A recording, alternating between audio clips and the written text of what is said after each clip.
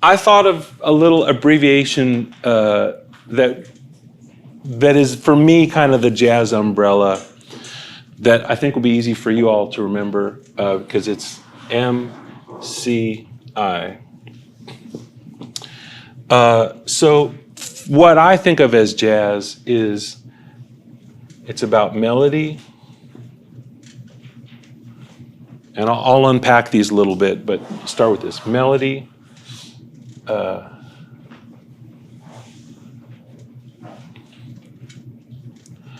conversation, and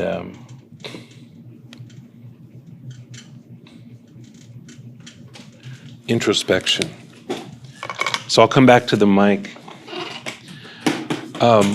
So when I say it's about melody, I mean that in a couple of ways. One is when you play the guitar and you're playing jazz, you should know the melody of the song that you're playing. A lot of people learn songs now from iReal Pro. Anybody have iReal Pro? Oh, wow. I would think, okay, cool. iReal, that's fine. It's an app, and it has, okay, does everybody know what this is? Has anybody not ever seen the Real Book? Raise your hand if you've never seen it. Okay, great, wow, awesome. That's who this is for. This is really helping me get to know you really quickly. This is a book called The Real Book. Sometime in the 70s, somebody thought we should, because before this, if you wanted to learn jazz songs, you just get a piece of sheet music here, a piece of sheet music there. Your friend would show you the song, he'd fake it, and there were things called fake books that people started to publish that just had the melody and chords and usually like laid out really small so you could get 2 on a page because you want to have 1,000 songs in like a phone book. But then somebody in the 70s was like, okay, let's do 1 song per page. So, if you're on a gig, you have some actual chance of being able to read it. It's not like this big. And they picked the songs that most people would play on a jazz gig. It's not perfect because it's the 70s. And so you have all these old songs that come from the 40s, like the kind of classic jazz songs in here, songs by George Gershwin and Cole Porter, and songs from Broadway shows and popular songs from the 40s and 50s. But then you also have stuff that was cool in the 70s that are maybe songs people don't play that much anymore. So it's a little bit, you kind of have to work through it. But this is a cool book that you can get them. It's called The Real Book. They're about $50 because they're properly licensed. Hal Leonard actually paid for all the copyrights and stuff. That's why it's expensive. But related to that, there's an app called iReal Pro, which has all these songs in it, but no melody, just the chords. And that's what I want to get to with melody. If you're going to learn, I'll just flip this open. Oh, this is a bossa nova song called Once I Loved. This is a song, I've played this many times on gigs. It's a standard, you should know it. If you think Once I Loved goes G minor 7, C7 sharp 5, F major 7, F sharp diminished 7, that's not how that song goes. It's got a melody, it's got words. If you are a songwriter, anybody here a songwriter?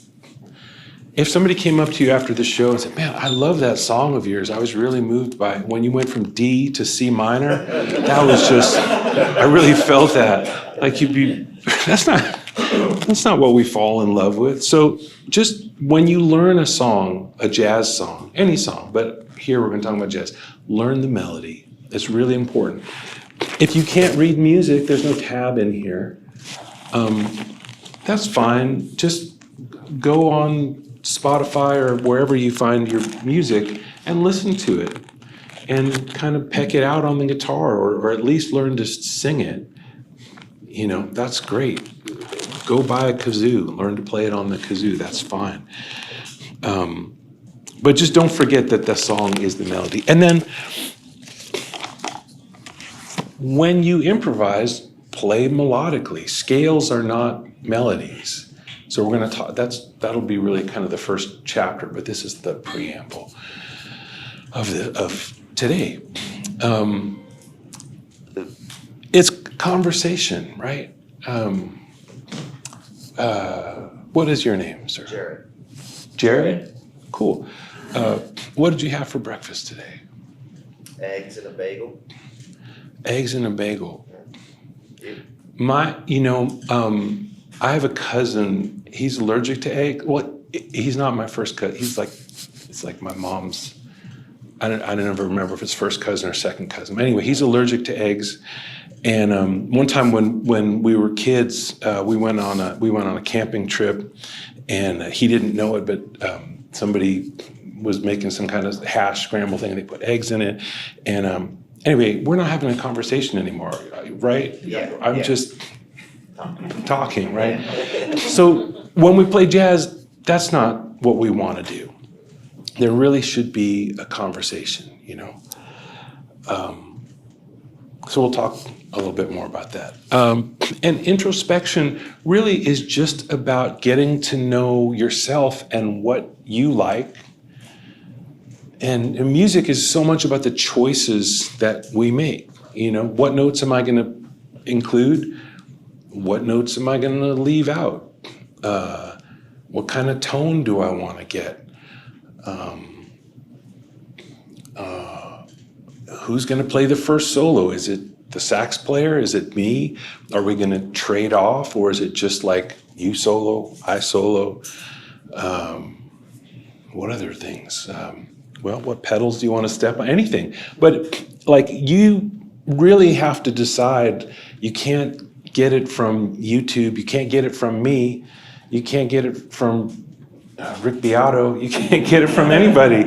You have to decide what you like and try to do as much of that as you can, and and the other stuff, just let it go. There's not enough time to chase everything, and all of the great artists in jazz or anywhere else have a thing that they do that's really special.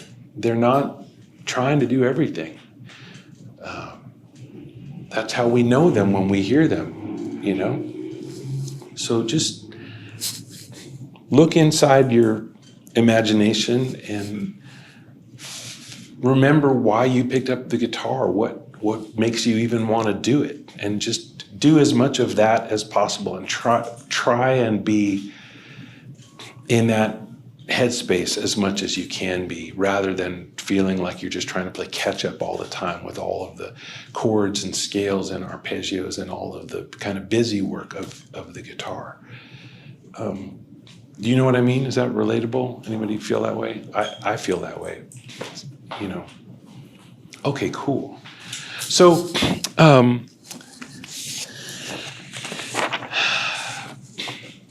want to try something. One thing about jazz, I was saying about melody, there are tunes that you should know, and there are a lot of tunes in jazz that are based on the 12-bar blues. And those are a good place to start, because if you play guitar, you probably know something about the 12-bar blues. They're different in jazz because they might be more chromatic. There might be more colorful notes involved, like the notes between the notes in the scale, those notes that we always skip over. In jazz, you don't have to skip over them. You can use them. And there might be some syncopation. But I want to try to get everybody playing. But it's one thing that's, I think, kind of a jazz faux pas. And I'm trying not to be a gatekeeper, but I'm just telling you, if you go to a jazz jam session, and then somebody says, "Oh, what tune do you want to play?" Don't just say, "Well, let's play a blues." That's like you go to a restaurant and the server comes over like, "Oh, what would you like?" "I would like a pasta." I mean, the world doesn't end if you do that, but the chance of everybody winning in that situation, it would even be better to say, "Well, what's the special?" or "What do you like? What's really good here?" that's cool. But you would never just say, just some carbs. I just need some carbs right now. Even if you feel that way, like even if that's what got you in the restaurant, you should look at the menu and say, I want, oh, that, yeah, the one with the capers and anchovies, that looks really good. So I'm going to teach you a couple of blues. In jazz, we call them heads. A head in jazz just means the melody. So if you hear somebody say, oh yeah, you need to learn some heads, what that means is you need to learn some melodies. If you got together with somebody to play, they might say, oh, do you want to play the head? That doesn't mean, it just means you're going to play the melody. After you solo, yeah, let's go back to the head. That doesn't mean the head, you know, the restroom, means the melody. So it's just jazz lingo. You'll learn some lingo today. The head is the melody. So let's do it on the guitar.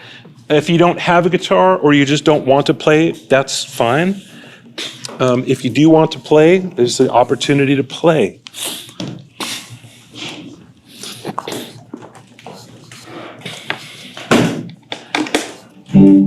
Great. And I'm going to use a metronome. Does anybody love or hate metronomes? A little of both. Little of both, yeah. Let's see.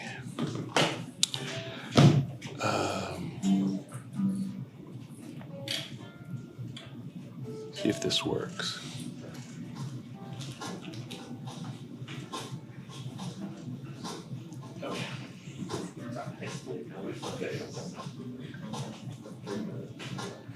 Can everybody hear that?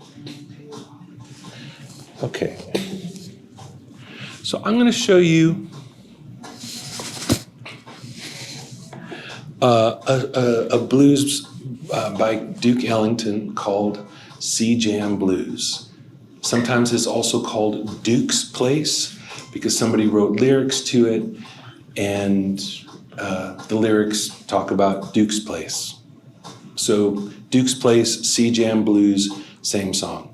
What key do you imagine this C Jam Blues is in? I don't have any pedals to give away, but it's in C, right? But the melody doesn't start on C, it starts on G, which, anybody know in music theory what G is in relation to C? If we're in the key of C and thank you, and we play G, it's the fifth, right? And if you're not sure what we're talking about, let me just stop this for a sec. If we're just going up the alphabet, C, D, E, F, G, G is the fifth note in the C scale. So we're going to play the G below the C that we want. So the C that we're going to play is third string, fifth fret, if you're in standard tuning. Is anybody here not in standard tuning, just so I know? Okay, cool. Okay, all right. So here's C and here's G. And those are the only two notes that we need to play C Jam Blues.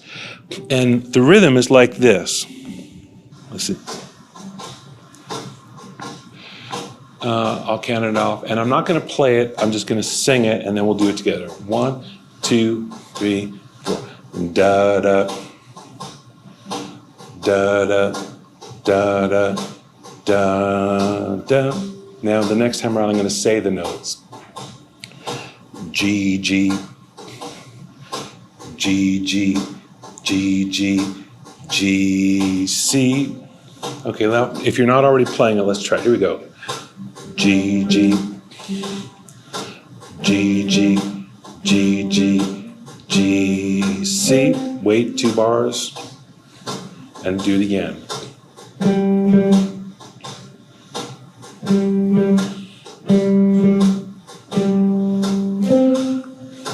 One more time.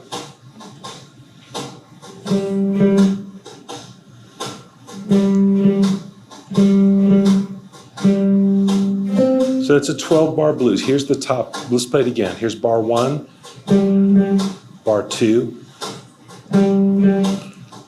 bar 3, bar 4. Here's bar 5.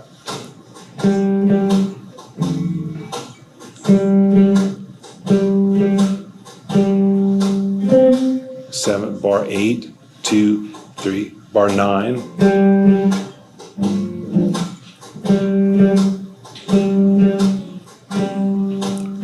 And do it one more time, and I'll play the chords. 2, 3, 4.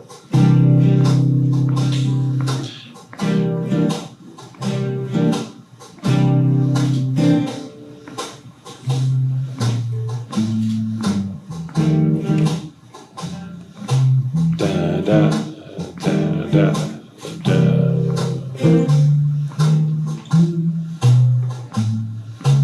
Da da. Da da da da da. Cool. Cool. Great. Everybody did great. So if you notice, that's easy, and then you would start soloing. A neat thing about that tune is it's got some space in it, and if you were playing it, somebody could fill in that space, right? That's like this call and response thing. If everybody heard that, that's a part of jazz. That's part of the conversation, right? So let's try that now. Play the melody. I'm going to play some fills, and I might point at somebody, and we'll all have to play quiet because I want the fill person to be heard. So maybe I'll start with people who have acoustic guitars, so we might have a chance. And if you don't want to play fills, you're just like, no thanks, just shake your head and we'll find somebody else, okay?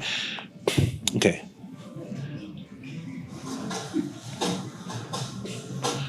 Everybody play the melody.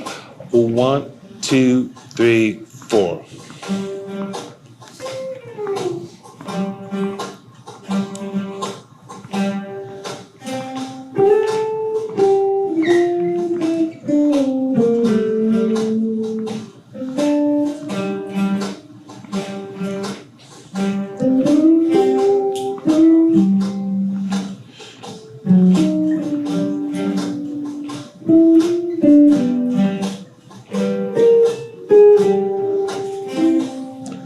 Would you play some fills? Yes, sir. With the Epiphone. Okay. How about you, sir?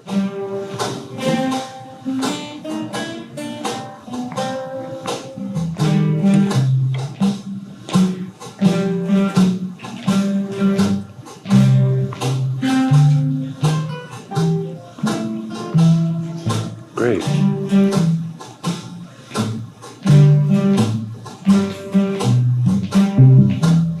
How about you with the 330 back there?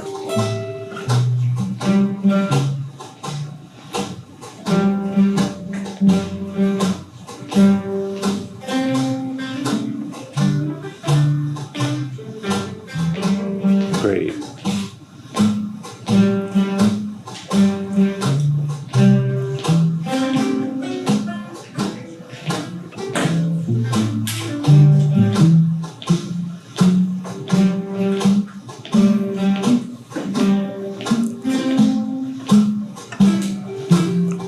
Great. Okay, let's stop.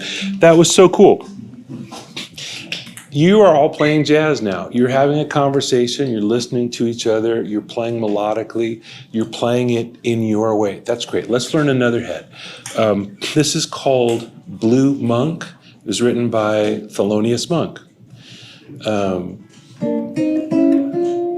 So it's cool that you write a blues, you put your name on it. Why not?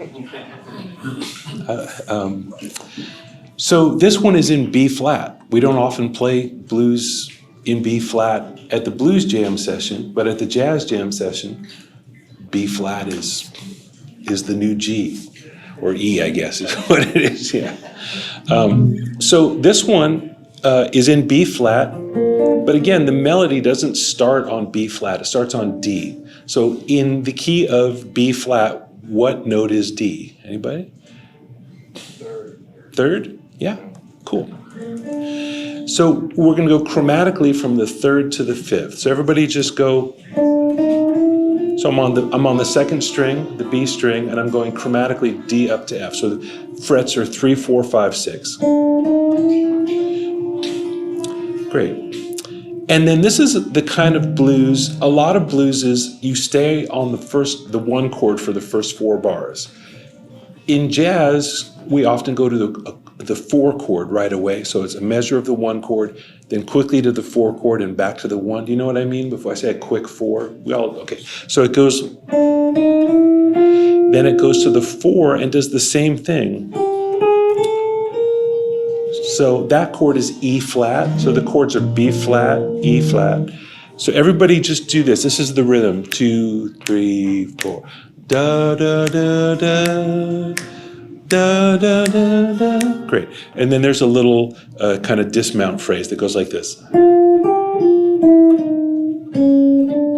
So I'm going, notes are F, G, F, E, E flat, C sharp, D.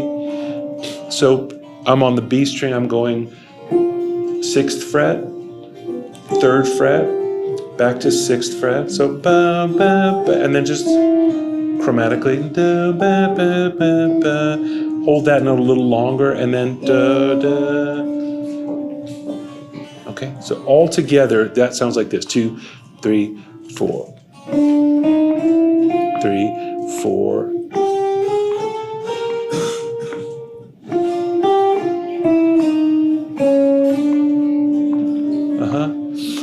And I'm simplifying it a little bit, just because Monk didn't have 25 guitar players trying to play it all at the same time.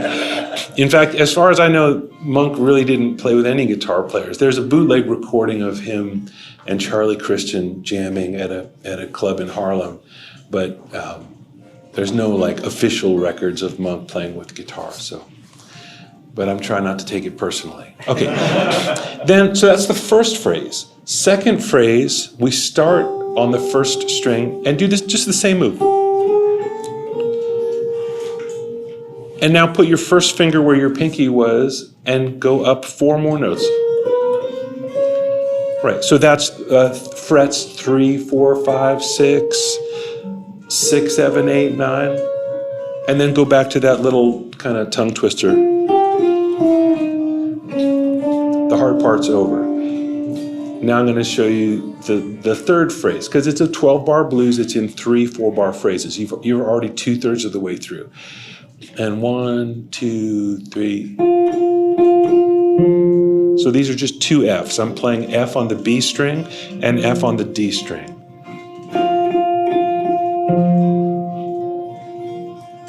Everybody got that? And then we play that kind of dismount phrase. And play it again, but starting on a different beat. So let me play the whole thing by myself. If you already know it, play along. If you don't know it, just listen, and then get on the merry-go-round the next time the pretty pony comes around.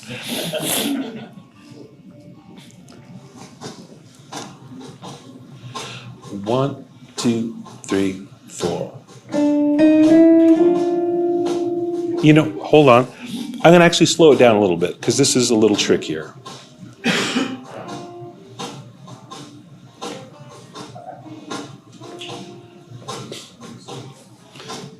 Okay, so this is 74 BPM. 2, play it if you know it. 2, 3, 4.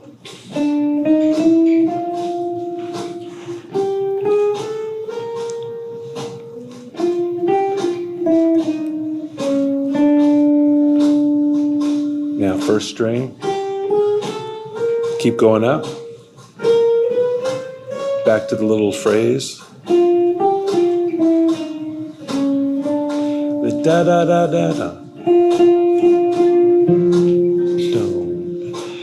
Do ba ba ba ba ba ba again. Ba ba ba ba da da. Okay, try again.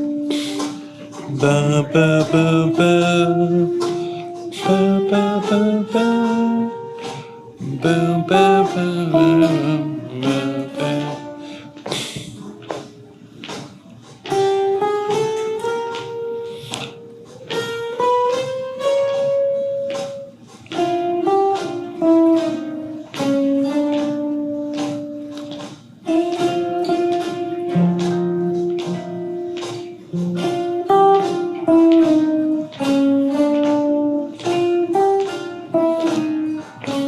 One more time. Everybody play if you can.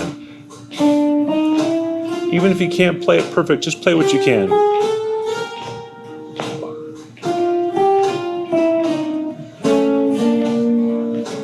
Now I'm gonna add you a harmony. I hear some of you doing that. That's cool.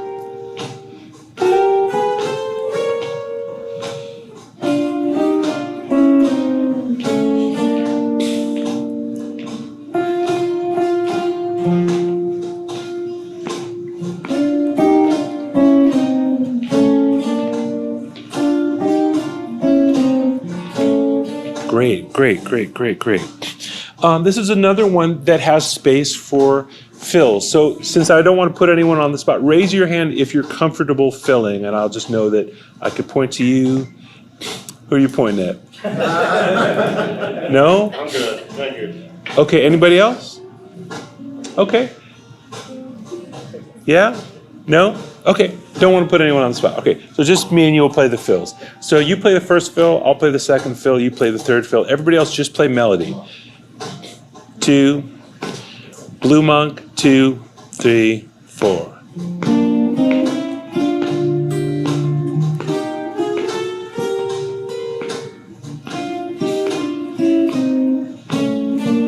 Now it's my turn.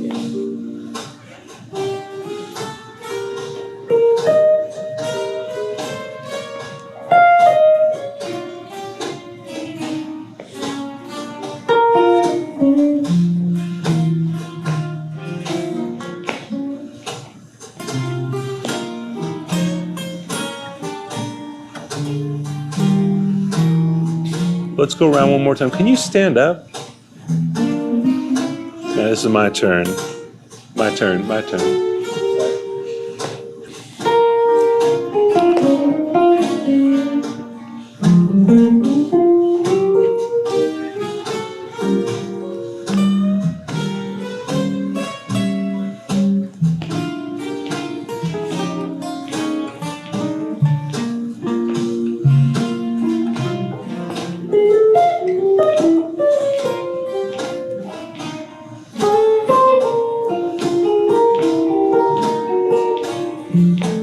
Let's play together now.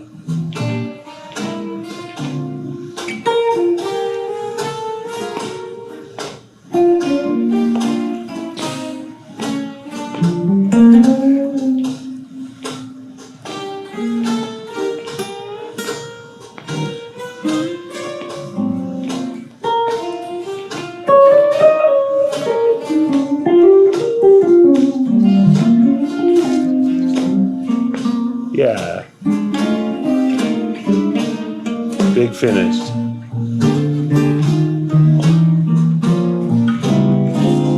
Great, great, great, great. Yeah. So if you were going to solo over this and you watched a little bit of YouTube, somebody would probably tell you, oh, you got to learn the Mixolydian scale because Mixolydian scales go with dominant chords. That person is not wrong. But that's just not all the instructions. That's like you got the IKEA table and you got all the parts, but so they didn't put the thing in that tells you how to put the parts together. So how do we turn? Well, first of all, raise your hand if you know even what I'm talking about when I say the Mixolydian scale. Great. Okay, cool. So what that is, if you don't know, and it seems like most of you do, even this little fella knew what the Mixolydian scale is, so that's cool. It's a major scale with a flatted seventh, right?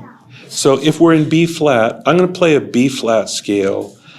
If you know caged boxes, this is like I guess the E shape. So first just major.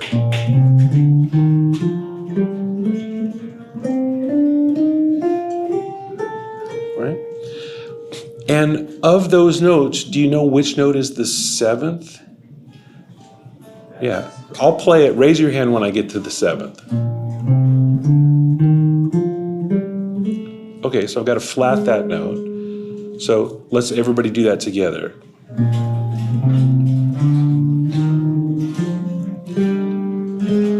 Great. And now we're on B flat again, so let's start again. Raise your hand when we get to 7.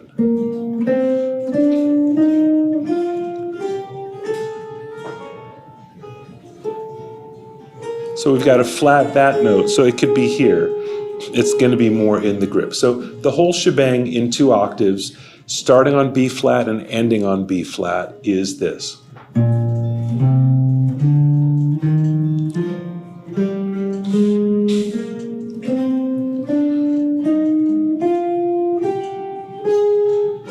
And let's go back down, starting on B flat and ending. 2, 3, 4.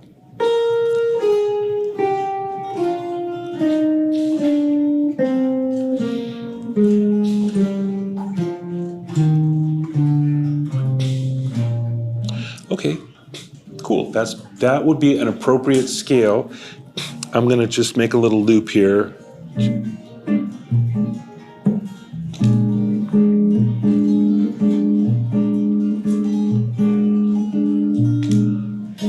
Okay, so that I just made a little loop. So I'm going to just play that scale.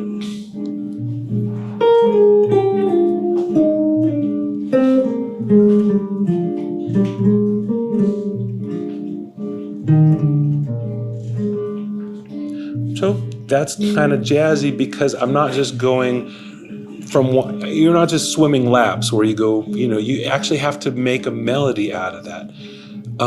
Would anybody like to try to play a melody? And it's okay if nobody does because I'm going to talk about how to do it. So, yeah, you want to try it out?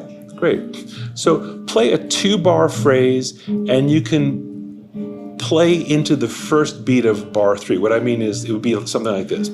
Blah da da da da da da da blah da da da da da da da stop. 2, 1, 2, 3, 4.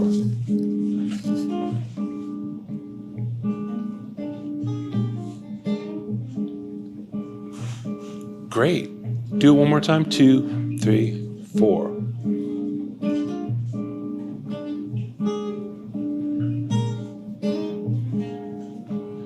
Fantastic. Great. Anybody else want to try?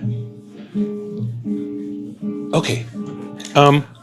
So there's an interesting thing that has to do with phrasing that I want to talk about. Again, put this in the choices we make. Music is the choices we make. Or I guess MCI, music is the choices I make, because you are I in that sense. There is, you are the I. Music is the choices I make. If I told you, and what's your name? Michael. Michael. Okay, Michael. Thank you for playing. Yeah, so Michael could have started right at the top of the 2-bar phrase, like right on beat 1. He could start after that, which sounds like, I know you did that the first time, I think you did that the second time. You kind of let the chord come in and then you played something. Could have started before, right on it, or after. Do you know what I mean by that? Like there is a point where this loop is starting, and just that's the first choice you might want to make on the guitar. Once you've decided, okay, this is the scale, so I know what the kind of note set is that I'm drawing from. Where do I want to start my phrase? You have to decide that. You also want to decide where you want to end. That's why I gave you the limitation of, okay, stop on beat 1 of bar 3. Does that sound like I'm talking some foreign language? To raise your hand if you're like, I don't know what that means. Okay, cool. So I'm thinking about music going 1, 2, 3, 4, 1, 2, 3, 4. Does that make sense? Cool. So if music is moving like that, 1, 2, 3, 4. And the blues is a 12-bar cycle, right? Right, 12-bar blues, we're playing a cycle of 12. So this is how I'm imagining it. Here would be the beginning. 1, 2, 3, 4, 2, bar 2, 3, 4. And then this is measure 3. And I want the phrase to land on beat 1 of bar 3. It would be better if I drew it on the board, or does that make sense? Okay, everybody on board with that? No pun intended? Okay, cool. So that's something I took lessons from this amazing clarinetist years ago, and this was an exercise he showed me. I had just never thought about thinking about the end before I started. I just always had trusted that I'll get there, you know. But what I found is that I would just run out of neck or I'd run out of string and I wouldn't know how to get off the phrase. And so he said, well, then just think about where you want to get off before you even start. So let's think of that as a chunk. So 2 bars, do whatever you want, and land on the first beat of measure 3, and that landing note, we'll let it ring out. So we're not clipping it. It's going to just land. So I'll do an example of it, and then we'll all do it together. Don't panic. It's going to be cool. 1, 2, here's me.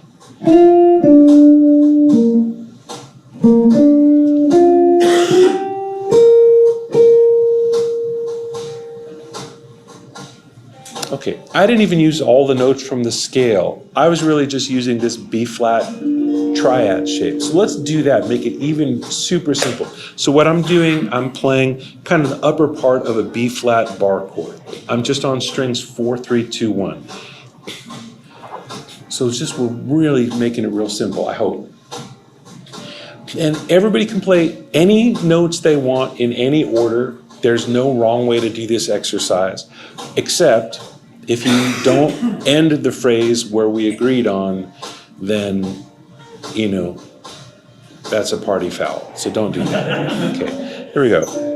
2, everybody play whatever you want.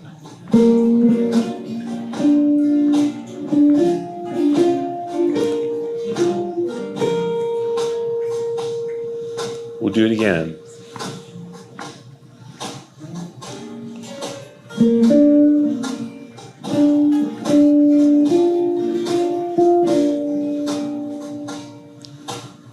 Did everybody stop?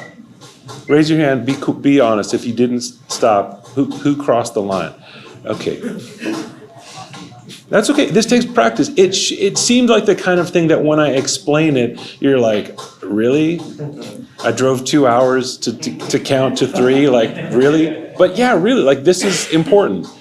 It's important. Okay, one more time. 1, 2, 3,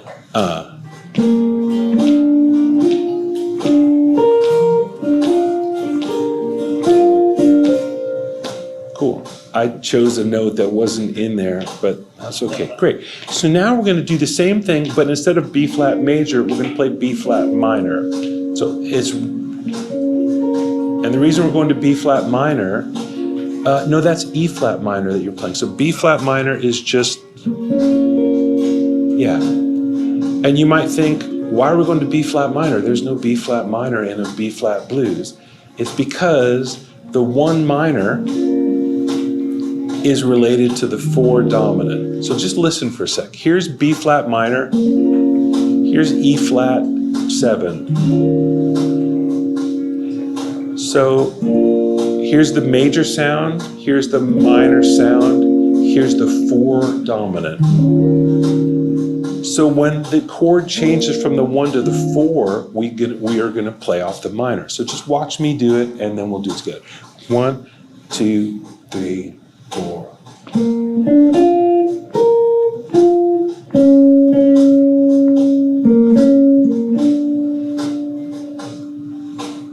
One, 2, I'll help you. Major, 2, 3, 4, minor, 2, 3, 4, hold. Do it again. Start on minor. Stay on minor for 2 bars. Minor, minor, minor. Stay on minor, minor, minor, minor, minor, major, hold.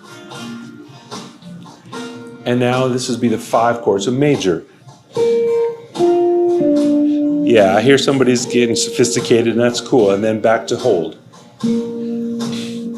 So if you extrapolate from what I'm saying, on the 5 chord, we would just take this minor shape up a whole step, because B flat minor is to E flat 7 as C minor is to F7. So this is just a broad stroke blues. There's no 2/5s, there's no substitutions. We're just thinking, so here's the chords. I haven't even said them out loud, but here's what the chords are. 2, 1, 2, just the chords. B flat 7, E flat 7, I'm making it a 9 just because it's jazz. Back to B flat 7, and then again, B flat 7, E flat 9, stay on that.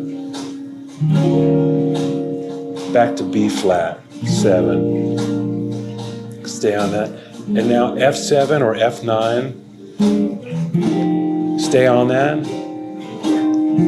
And then 2 bars of B flat 7. Now, if you still remember the melody, play it now. Otherwise, just play the chords.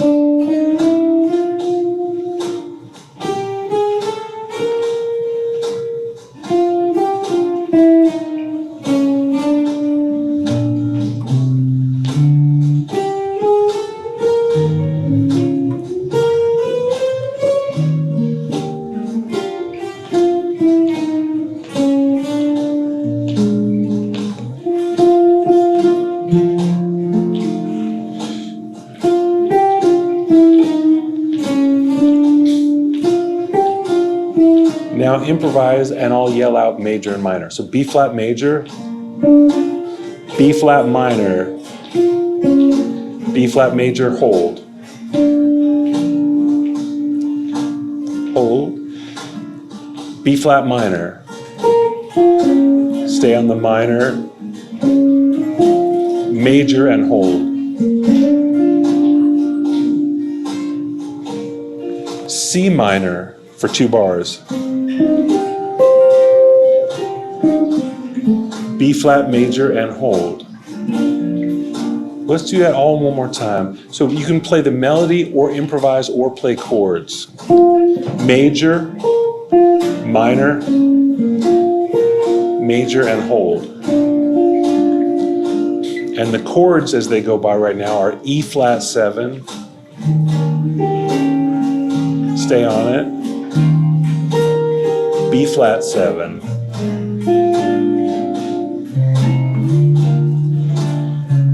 F7, C minor if you're jamming, B flat major, hold, 2, 3, everybody stop, cool. How'd everybody do? Okay. B minus. B minus, okay, cool. B flat. Oh, I love it. Okay, who has never heard this song before? Who has never heard Thelonious Monk before? Okay, cool. I'm gonna just play you a little bit of Thelonious Monk playing this song.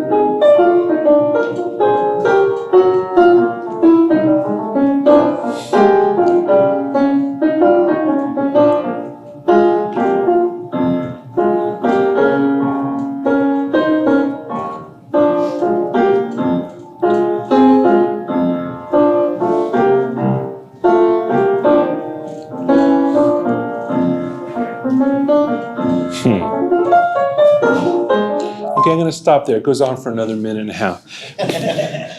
And guess what happens? He plays the head again, and that's the end.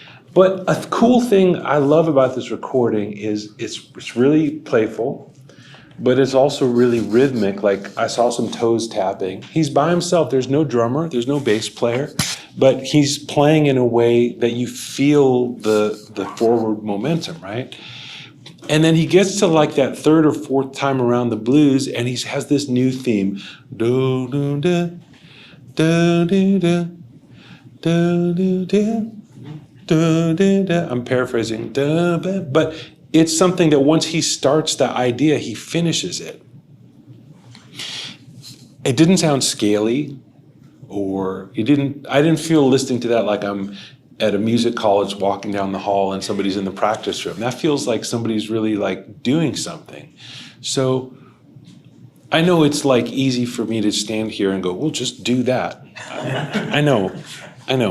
But just think about that headspace when you're doing stuff. And I don't know, like Nick, how if you had to describe that, how did it sound to you? I'm just talking away here. Sounded like, I don't know, it sounded like he was playing. Like I mean, like enjoying himself. Yeah. It sounded joyful and it sounded intentional. And there were times where he felt like he took some, like he colored outside the lines for a minute. But yeah, it felt very full. Yeah. So, And you could have a drink with that too. right. Yeah, right. I mean, this is happening in I mean, he's in a bar. He's playing in a bar. So it's joyful, intentional, and sometimes coloring outside the lines. You can do all of those things even without a cheat sheet, that you have to look at. Just joyful, cool, intentional, color outside the lines. That could be your missive for what to do. Could you practice your scales that way, joyfully, with intention? Sure. Coloring outside the lines might just mean borrowing some of the notes that aren't in the scale. But I always think of it as kind of like a rubber bandy kind of thing. Like eventually you do have to snap back to the notes that belong. The idea that in jazz, it's like, oh, jazz, so just play whatever. It's like, no, it's not whatever. It might feel like that, but there's always a pull eventually back to the original thing, whatever it is. So that's really important. And so what jazz, kind of expert level jazz improvisers get to be good at is getting really far away without getting lost, right? They still know where it's at, but they can go off on tangents and still come back. Also, they learn to look ahead. This is a really important thing that I think, again, I'm just going to say it, and maybe this will make sense today or tomorrow or next week or next year or whatever. But learning to see around the corner is a really important concept. If I tell you guys, okay, we're going to stop on a certain beat, that gives you a lot of freedom because there's a part of your brain that knows, okay, there's a pin in that and I can be playful, but I have to land here. And you can do that in the moment at any time. Decide, like, I'm going to end my phrase here on this beat or on this note or on this extension or whatever it is. That's a choice you make that helps move your music forward and in a way lets you play a little more dangerously until you get there because you know how the story's going to end, right? You're not just like, well, I don't know. Like, you know how the story's going to end, so you can actually kind of swerve a little bit, and kind of, it's okay, I got this. Like, you're gonna get there. It's gonna be cool. So just to recap a little bit, I talked about you can start your phrase in different places, you can end your phrase in different places. Yeah. How do you go about practicing knowing where you're going to end? Right. That's a great question. He asked, how do you go about practicing knowing where you're going to end? So the choice of where you want to end is really arbitrary. That's just a roll of the dice. So let's just pick one. In a 4-bar phrase, you tell me which any of the beats where we can end. Okay. So you could end in the third beat of the fourth bar. Third beat of the fourth bar. Great. Cool. That's great. Well, we'll just pick one. Okay. So now in my head, I want to think 1, 2, 3, 4, 2, 2, 3, 4. Did you say? Third beat, fourth bar. Okay, so 1, 2, 3, 4, 2, 2, 3, 4, 3, 2, 3, 4, 1, 2, 3. And is it short or long? Short. Okay, great. So everybody clear on just the idea? So don't even play it on the guitar, just clap when we get there. Here we go. A bar up front of just counting, and then we're in. So 1, 2, ready, begin. 1, 2, 3, 4, 2, 3, 2, 3, 4, 4, 2, 3. Great. Did anybody not get that? Okay, cool. So now everybody just pick a note. It doesn't matter what it is. It could be chaos. It's fine. But everybody play a short note on that beat. So 1, 2, ready, go. 1, 2, 3, 4, 2, 3, 4, 3, 2, 3, 4, 4, 2, 3. Great. Okay. So what I'm going to do is I'm now going to improvise, and I'll catch up with you on that note. And one more time, does anybody feel like improvise? I'll make it super easy. We can just play the A minor pentatonics. You can just play, everybody knows the A minor pentatonic box, right? So you can just play blah, blah, blah, blah, blah. Play your licks, whatever you like, doesn't matter. But you must end, like if this is a real like party game, you'd be out if you didn't get it. But we keep it mellow here. So bar 4, beat 3. Anybody not clear what that is? Okay. What's your name back there? John. John? Okay, John, you're the star. Everybody, all eyes on John. 2, 1, 2, ready, go.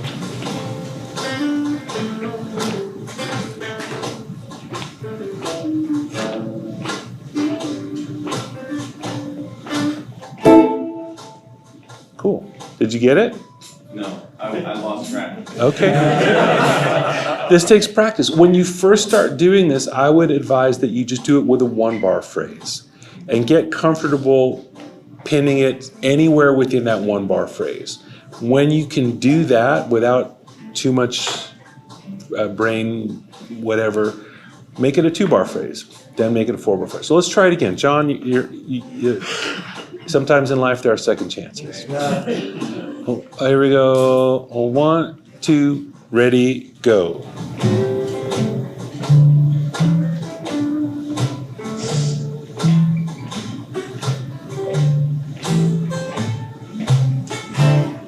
So you anticipated. You played on the and of 2. Funky, but that's not how we're doing it. Anybody else want to try it? Great. Okay. 1, 2, ready, go.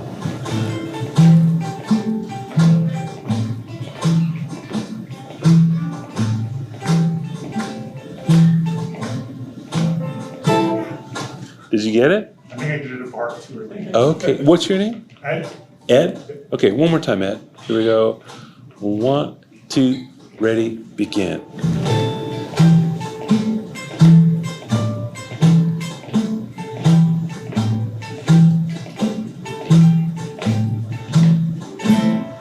Got it. Cool, great. Cool. And everybody else had to also stay involved. It's easy to forget as guitar players who mostly get to play fills and solos that like, there's people in the band who have to account for every single beat. Bass players, drummers, like you can't just be daydreaming, like you have to actually be accountable. And that's cool, like that's a good reminder. So I'm gonna show you another way so that's one way that you could practice it. Peter, did I get that? With your name is? Oh, sorry, George. George, sorry, I don't know how I got that. George, okay, cool. So that's one way I practice it, is I would just write it, if you don't have a huge dry erase board in your music room, just write it on a piece of paper. And every day try a different thing. Variations on that, if that gets to be like, oh, I can do this in my sleep, pick 2 points in the 4-bar phrase and make sure you can hit both of those points, where you have little kind of a mini ending and then a real ending. Other variations on that would be, instead of just playing all on A minor pentatonic, think about an actual chord progression. Oh, what if it goes like A minor 7, D7, G major 7, C major 7? Now I've got to get to something that relates to C major 7 in bar 4 on beat 3. So I really have to think ahead, because I want to set myself up for success. I already know what the punchline of this joke is, but I need to set it up so that that punchline actually hits, right? Okay, those are some variations. So here's one other kind of improv-y thing that I got. This comes out of a book that I love by a guy named Mick Goodrick. Anybody heard that name? Yeah? So do you know his book? Yeah, it's called The Advancing Guitarist. It's one of the, I think, great books, and a big inspiration actually for the book that I wrote. So in his book, there's a million things to do in there, but one of the things I think that everybody could do at whatever level you're at and would be useful would be, if you have a looper. Does everybody have a looper? If you don't have a looper, you could actually do this with a record, some kind of recording. Like in the book, Mick Goodrick talks about doing this with a cassette, like a handheld cassette machine. Probably, does anybody have one of those? Probably not. You do? Awesome, great. But it's broken. Ah, there you go. Yeah, somewhere in a drawer I have an old Iwah, recorder. And so that's how Mick Goodrick did this exercise that I'm about to show you. But you could also do it in your DAW. Like, it doesn't really matter. Let me show you what it is, and then we can sort of talk about how you would do it with whatever technologies you have. So you do want to have a steady timekeeper going to do this. So what I'm going to do is play. I'll go back to Blue Monk and play blues in B flat. So I'm going to play 12 bars of chords, then 12 bars soloing, then 12 bars of chords, 12 bars soloing, and I'll go around a couple times. See if I can do this. I've got to close out the loop I had.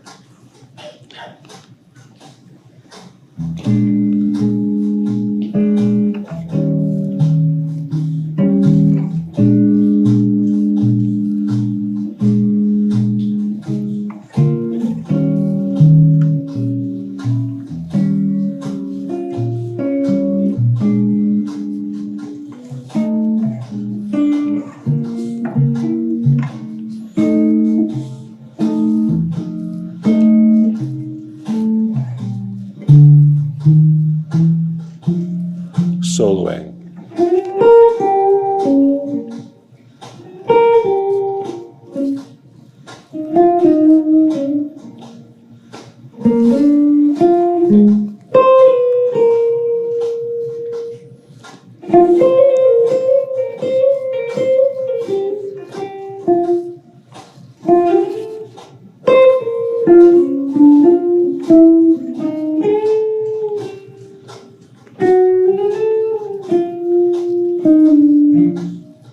Back to chords.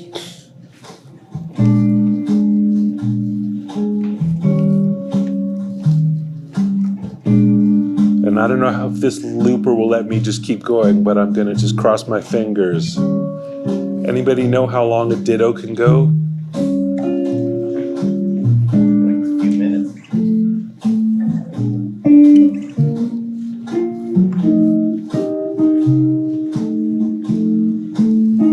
All right, I'm gonna take another solo.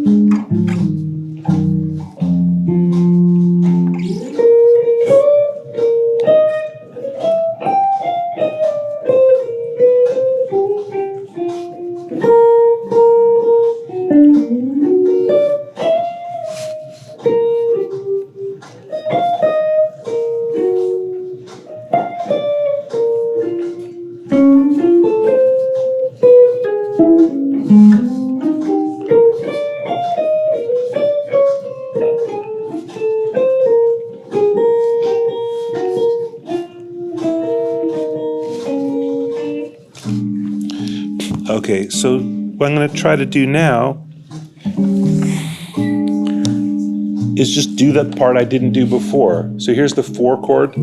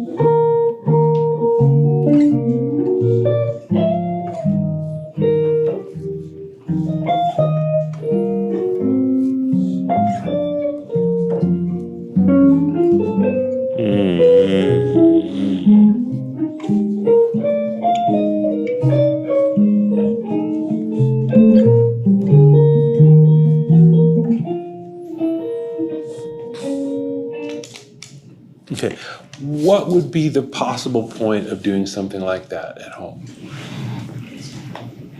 Practice both sides. Get to practice both sides, right? So I just spent half of my practice time playing rhythm.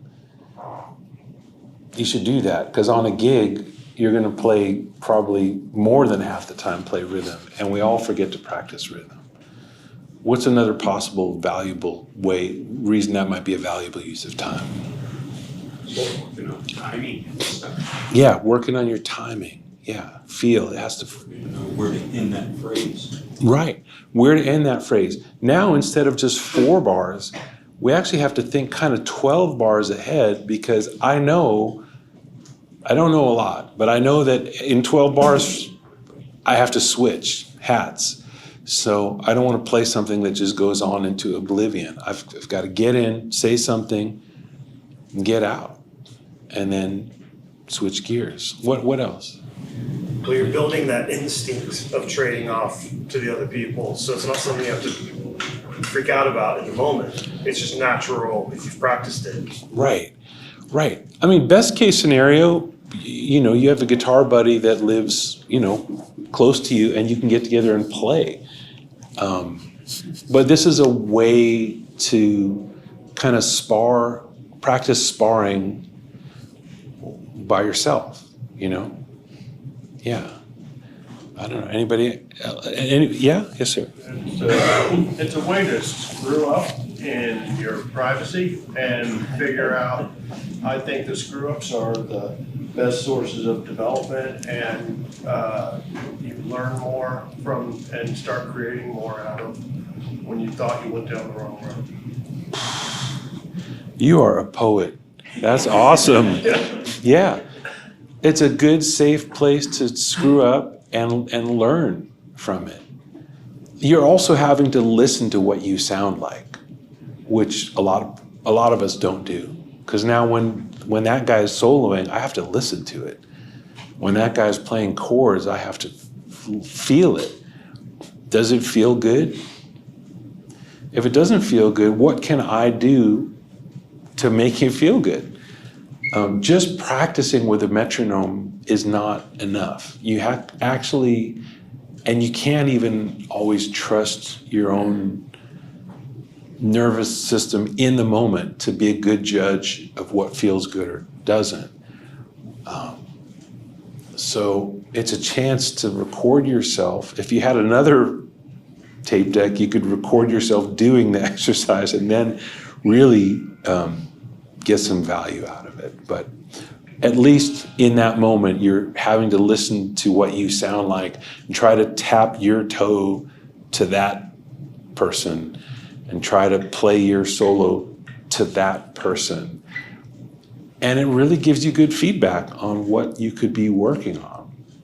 And you might notice that actually the thing that you thought you needed to work on, which is more scales, more inversions, doesn't matter that much. It just has to feel good. I studied with Ted Green and learned a lot of chords, and I've read tons of chord books, and I love all that stuff. I do. But the actual stuff that I use on actual gigs is just a small fraction of it, because these days I'm mostly thinking just more about make it feel good. That's not in the MCI, but it has to feel, if it doesn't feel good, you're fired. Like, that's just real. Like, it has to feel good. And then make it melodic, make it conversational, and then make it personal.